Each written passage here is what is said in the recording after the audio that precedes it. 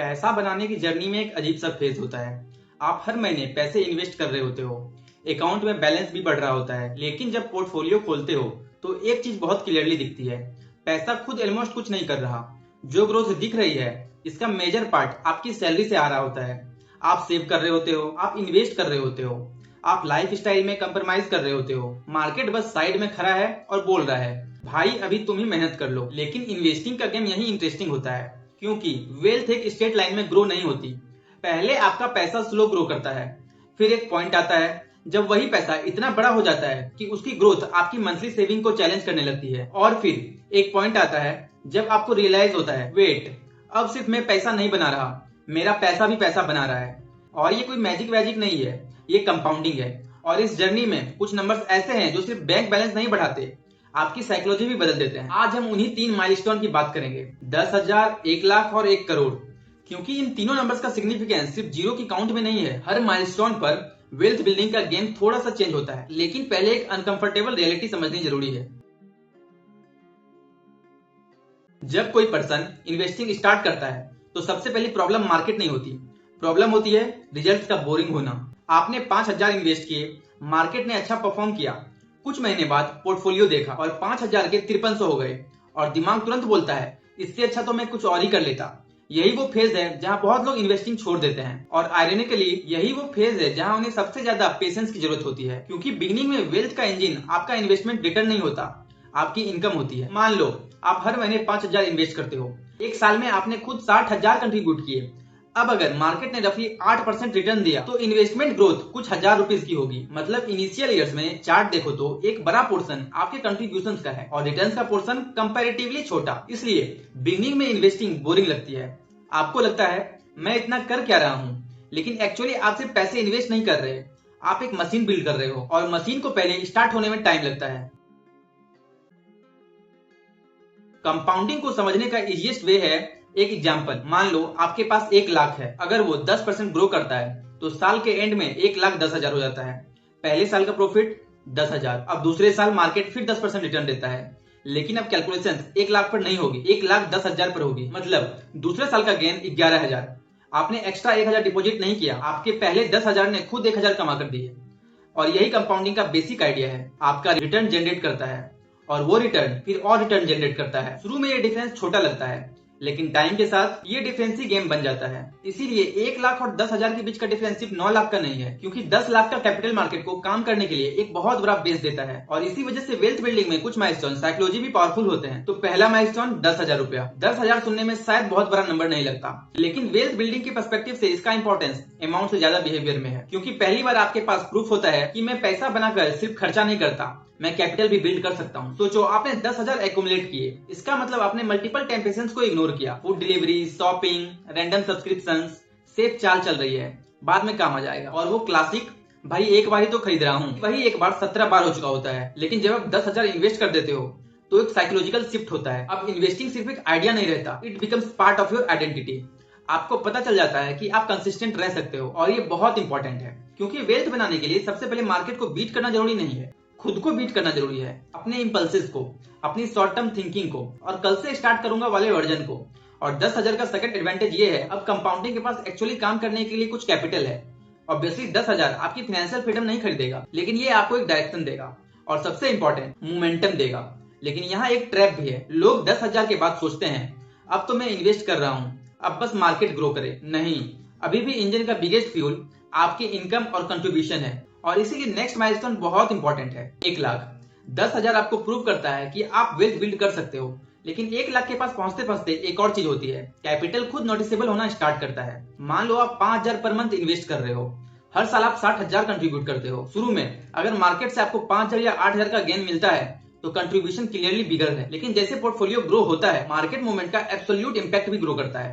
सो 10,000 पर 8% रफली 800, 1 लाख पर 8% रफली 8,000, और 10 लाख पर 80,000, और 1 करोड़ पर सेम 8% का मैथमेटिकल एग्जांपल लो तो 8 लाख। और यहीं से नंबर्स इंटरेस्टिंग होने लगते हैं। परसेंटेज सेम है, मार्केट सेम है, रिटर्न रेट भी सेम है, बस कैपिटल बड़ा हो गया।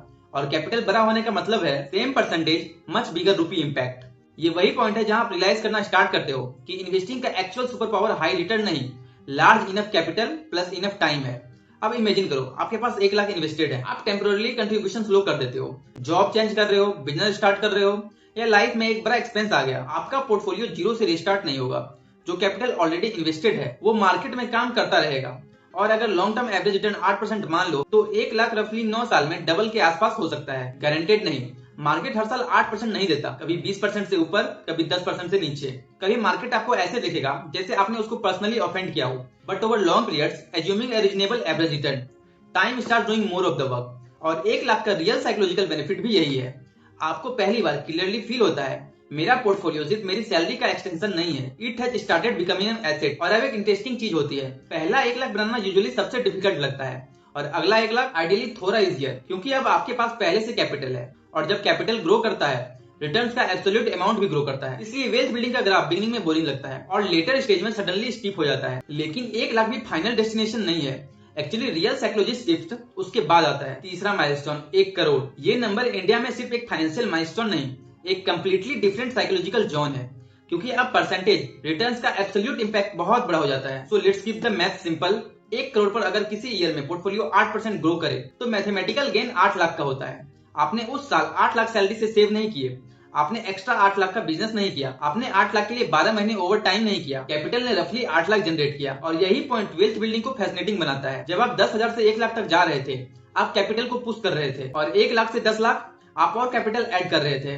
लेकिन 1 करोड़ के आसपास कैपिटल खुद कॉन्वर्सेशन में एंटर कर देता है। अब अगर आप 10 साल तक डिसिप्लिन रहकर 1 करोड़ को इन्वेस्टेड रहने देते हो और एवरेज एनुअल रिटर्न 8% एज्यूम करते हो, तो रफली ये 2 करोड़ के ऊपर हो सकता है। आपने बीच में एक भी रुपया ऐड नहीं किए। अगेन 8% गारंटेड नहीं है। रियल मार्केट स्ट्रेट लाइन में नहीं चलता, टैक्सेस, इन्फ्लेशन, फीस और सीक्वेंस ऑफ रिटर्न्स भी मैटर करता है। बट एग्जांपल का पॉइंट रिटर्न प्रिडिक्ट करना नहीं है, पॉइंट ये समझना है कि large capital plus long time equal to compounding becomes visible.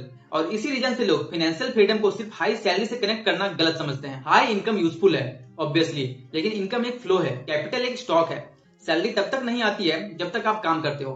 Invested capital आपके बिना भी ग्रो कर सकता है, और यहीं से एक पावरफुल कॉन्सेप्ट आता है, वर्क बिकम्स मोर ऑप्शनल। अब इसका मतलब ये नहीं है कि 1 करोड़ होते ही आप रिजाइन करो, लैपटॉप बंद करो, गोवा शिफ्ट हो जाओ और लिंक्डइन पर लिख दो रिटायर्ड एट 28। प्लीज मत करना। फाइनेंशियल फ्रीडम का मतलब काम से भागना नहीं होता, चॉइस क्रिएट करना होता है। अगर आपके पास स्ट्रॉन्ग इन्वेस्टमेंट है तो आपको हर डिसीजन सिर्फ सैलरी के लिए नहीं लेना पड़ता। आप जॉब चेंज कर सकते हो, बिजनेस ट्राई कर सकते हो, करियर ब्रेक ले सकते हो। किसी टॉक्सिक वर्क प्लेस को सर यस सर बोलते रहना कंपलसरी नहीं होता, क्योंकि आपके पास एक फाइनेंशियल क्यूजन होता है। और ऑनेस्टली फ्रीडम का सबसे बड़ा बेनिफिट पैसा खर्च करना नहीं होता, फ्रीडम का बेनिफिट है आपको हर बार पैसा चूज करने की जरूरत नहीं पड़ती। अब नेचुरली प्रॉब्लम यह है कि 10,000 तो मैनेजेबल लगता है, 1 लाख भी इवेंचुअली पॉसिबल लगता है, लेकिन 1 करोड़ यहाँ नंबर्स इंटिमिडेटिंग हो जाते हैं। और यही वजह है कि लोग स्टार्टिंग ही नहीं करते। वो 1 करोड़ को देखते हैं और सोचते हैं मेरे पास तो अभी 20,000 भी नहीं है। लेकिन वेल्थ बिल्डिंग का गेम फाइनल नंबर से स्टार्ट नहीं होता, फर्स्ट स्टेप से स्टार्ट होता है। 1 करोड़ को 100 पार्ट्स में डिवाइड करो। पहले टारगेट 1 लाख, फिर 2 लाख, 5 लाख, 10 लाख, और फिर कैपिटल को टाइम दो। साथ में इनकम बढ़ाओ, सेविंग रेट इंप्रूव करो, लाइफस्टाइल इन्फ्लेशन कंट्रोल करो, और सबसे इंपॉर्टेंट इन्वेस्टिंग को बोरिंग मत बनाओ। मतलब ऐसा सिस्टम बनाओ जहां आपको मंथ मोटिवेशन की जरूरत ही ना पड़े। सैलरी आई, investment automatically, bills automatically, savings automatically, और जो बचा उससे लाइफ एंजॉय करो। क्योंकि अगर आप हर महीने इन्वेस्टिंग के लिए विल पावर यूज कर रहे हो तो इवेंचुअली विल पावर खत्म होगी। सिस्टम विल पावर से ज्यादा पावरफुल होता है। और एक बहुत इंपॉर्टेंट मिस्टेक अवॉइड करनी है। जब लोग कंपाउंडिंग के बारे में सुनते हैं उन्हें लगता है मुझे बस 20-30% रिटर्न वाले इन्वेस्टमेंट मिल जाए फिर तो पैसा रॉकेट। प्रॉब्लम यह है कि हाई रिटर्न के साथ यूजुअली हाई रिस्क भी आता है, और कंपाउंडिंग को डिस्ट्रॉय करने का फास्टेस्ट वे है कैपिटल को रिपीटेडली लूज करना। आपको हर साल मार्केट को बीट करने की जरूरत नहीं, आपको बस इनफ टाइम तक गेम में रहना है। क्योंकि कंपाउंडिंग का बिगेस्ट एनिमी लो रिटर्न्स नहीं है, गिविंग अप है। इमेजिन करो 1% 5,000 मंथली इन्वेस्ट करता है, फिर मार्केट क्रैश हुआ, पोर्टफोलियो निगेटिव हो गया और वो पैनिक में सब सेल कर देता है। दूसरा पर्सन भी सेम क्रैश देखता है लेकिन अपने लॉन्ग टर्म प्लान पर स्टिक करता है। दोनों ने सेम मार्केट देखा और डिफरेंस, वन स्टेट इन्वेस्टेड और लॉन्ग टर्म वेल्थ में ये small behavioural difference surprisingly huge returns create कर सकता है। तो अगर आप अभी इन्वेस्टिंग जर्नी के बिगिनिंग में हो और अकाउंट में सिर्फ 5,000 है या 10,000 है या इवन 0, तो इसका मतलब ये नहीं है कि आप लेट हो। इसका मतलब सिर्फ ये है आपका फर्स्ट माइलस्टोन आपके सामने है। पहले 10,000, फिर 1 लाख, फिर 10 लाख और इवेंचुअली 1 करोड़। लेकिन एक चीज याद रखना, 1 करोड़ का टारगेट आपकी लाइफ का पर्पस नहीं है। मनी एक टूल है और टूल का पर्पस होता है आपकी लाइफ को बेटर बनाना। इसीलिए वेल्थ बिल्ड करते वक्त ये मत सोचना कि मैं तब एंजॉय करूंगा जब करोड़ हो जाएगा, क्योंकि अगर आपने 20 साल सिर्फ फ्यूचर के लिए सेक्रीफाइस किए तो हो सकता है फ्यूचर में पैसा हो लेकिन वो वर्जन ऑफ लाइफ ना हो जिसके लिए आपने पैसा बनाया था। ट्रैवल करो, फैमिली के साथ टाइम स्पेंड करो, अपने हेल्थ पर स्पेंड करो, एक्सपीरियंसेस लो, बस इतना इंश्योर करो कि आपकी लाइफ स्टाइल आपके फ्यूचर को डिस्ट्रॉय ना कर रही हो। और शायद वेल्थ बिल्डिंग की सबसे ब्यूटीफुल चीज ये है, आपको एक दिन में रिच बनने की जरूरत नहीं है, आपको बस हर मंथ थोड़ा बेटर होना है, थोड़ा ज्यादा सेव, थोड़ा ज्यादा इन्वेस्ट और थोड़ा कम अननेसेसरी स्पेंड। और सबसे इंपॉर्टेंट, थोड़ा ज्यादा टाइम, क्योंकि शुरू में आप पैसा बनाते हो, फिर आप पैसा इन्वेस्ट करते हो, और अगर आप इनफ टाइम तक डिसिप्लिन मेंटेन करते हो तो एक पॉइंट के बाद पैसा आपके लिए काम करना स्टार्ट कर देता है। That's the real power of compounding. और वेल्थ बिल्डिंग का गेम एक्चुअली वहीं से इंटरेस्टिंग होना स्टार्ट होता है।